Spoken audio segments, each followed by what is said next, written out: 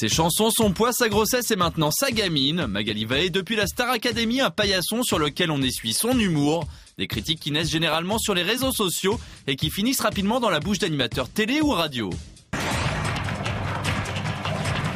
Les blagues sur Magali Vahe ne datent pas d'hier. Prise pour cible dès le début de la Star Academy 5, la jeune fille est depuis critiquée au nom de l'humour à chaque nouvel événement de sa vie professionnelle ou personnelle. J'ai appris la triste nouvelle sur Magali Vahe et Miss Dominique à Perpignan, le drame. Hein. Bon. Qu'est-ce qui s'est passé, monsieur? Vous n'avez pas vu à Perpignan, la police a abattu 2 sangliers garés en pleine ville. J'espère qu'elles n'ont pas trop souffert. C'est vrai que les critiques font un peu partie de mon quotidien. Je me suis fait à la méchanceté facile des gens. Voilà, tout simplement. Je commence à être vaccinée. Si d'ordinaire elle est attaquée sur la qualité de sa musique ou son surpoids, sa récente grossesse a véritablement ému la twittosphère, devenant un des sujets les plus tendances du réseau social.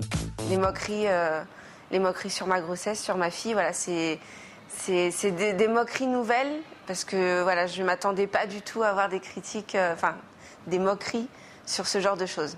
Christophe Beaugrand fut la première personnalité à dégainer pour très vite se confondre en excuses, prétextant une cyber-immaturité. Je pense que les excuses de Christophe Beaugrand étaient sincères, oui, parce que déjà elles ont été très rapides. Il n'a pas attendu 2 semaines pour s'excuser. Donc, et puis voilà, par le mail qu'il a envoyé à mon manager pour s'excuser, voilà, ces mots me semblaient très sincères. Le 3 novembre dernier, la petite Elia naît. Le 4 Coé la compare à un veau sur l'antenne d'Énergie. Une attaque de la part de l'animateur sur l'ex-star académicienne qui n'est pas la première. Je vais te parler pour ma paroisse, comme ça, ce sera fait, il n'y a pas de sous-entendu. Moi, il m'est arrivé de me moquer aussi, ou des ventes de disques, etc.